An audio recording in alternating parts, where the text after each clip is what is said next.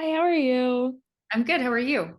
Doing well. So I just talked to Jimmy and I was saying how like it's so funny because his role I kept thinking about Jeff Bridges for some reason. Like I was like, Huh. I feel like Jeff Bridges would have eaten that role up back in like even the 90s, but like the 80s or the 90s, he would have just been like, this is great.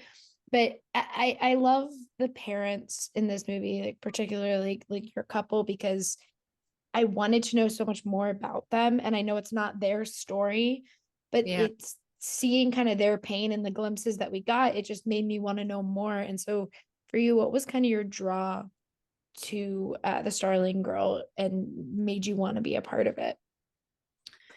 It's really rare to come across a script that is so well written before you start shooting, Hmm. uh, but that also kind of like is so kind of thought provoking and interesting and moving.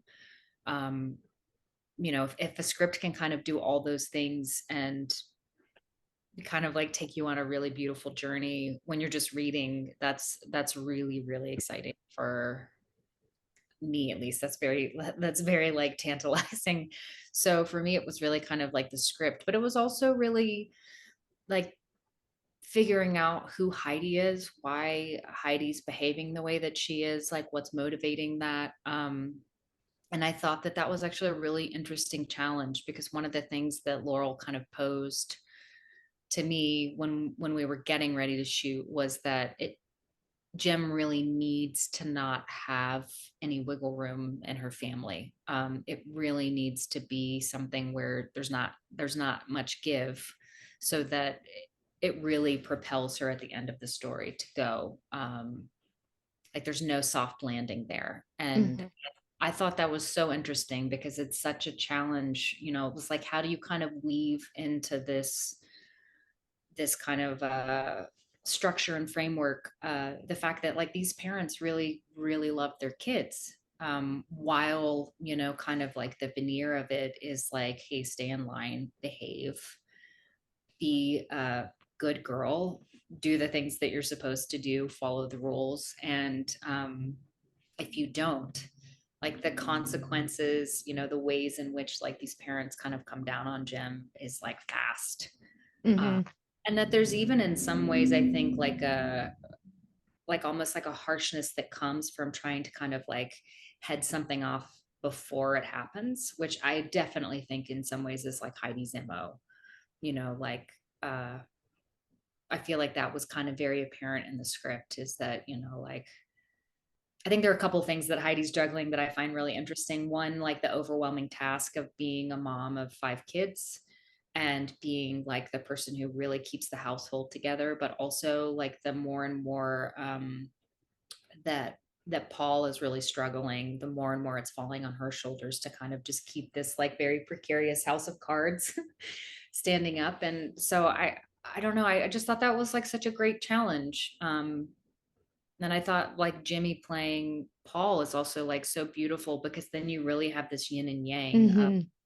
If there is a soft landing, it's kind of dad, but then dad's not fully there. And kind of like the less and less present he is, the harder and harder Heidi is fighting to kind of like keep her family safe and on kind of the straight and narrow. So I both think that that's like a testament to how well Laurel's script is crafted, but also like, I don't know, I think it's one of the things that made Heidi and Paul really interesting for me too. Because I do think that's kind of what supports Jem's story. Yeah, and I think for the last quick thing, for me, I love music, and I'm very drawn to things. Like for some reason, if I see like someone holding an iPod or a music device, and then a song plays, I'm instantly like, I'm gonna love this just because the Yeah. power of like a song. But that's such a powerful image for me, like for the end of this and like the last couple moments of this movie. But for you, what do you hope audiences take away when they finally like get to see the Starling Girl? Well, one, I hope they have a great time. I mean, and I say great in the sense of like, it's a really powerful, moving Mhm. film that I saw it. I've seen it twice. At the second time I saw it with a dear friend of mine, and we could not stop talking about it. So I really hope that people go see this with dear friends or family, or and go see it in a theater, because I think it's really powerful to see it with other Mhm. people, on a big screen, where you can really like take in the location that we were shooting in and the incredible music. But I also really hope that people kind of like identify with, the fact that like all of these characters are struggling with the constraint of their belief system. And I think that that's a incredibly powerful and personal thing that we all have. Specifically to like, I think anyone can identify with this film, but specifically like young women who I think Mhm. are constantly having to wrestle with like, what is my identity, and oftentimes are getting like a very mixed message about what Yeah. that should look like. Yeah. Thank you so much for talking with me today. I truly like watched this movie and was just like, oh, like I texted my friend about Lewis Pullman because I know she loves him. And then she's like, oh, I've seen this. I was like, thank God.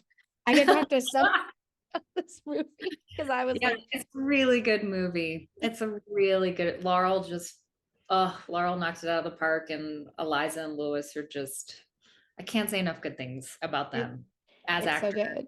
performances, as people. Yeah. Even if Lewis Pullman looks so much like Bill, I kept being like, what year am I in? Yeah. I loved it very, very much. Thank you so much for being with me today. I really appreciate it. Thank you. Have a Have a great nice one. day. Bye. Bye.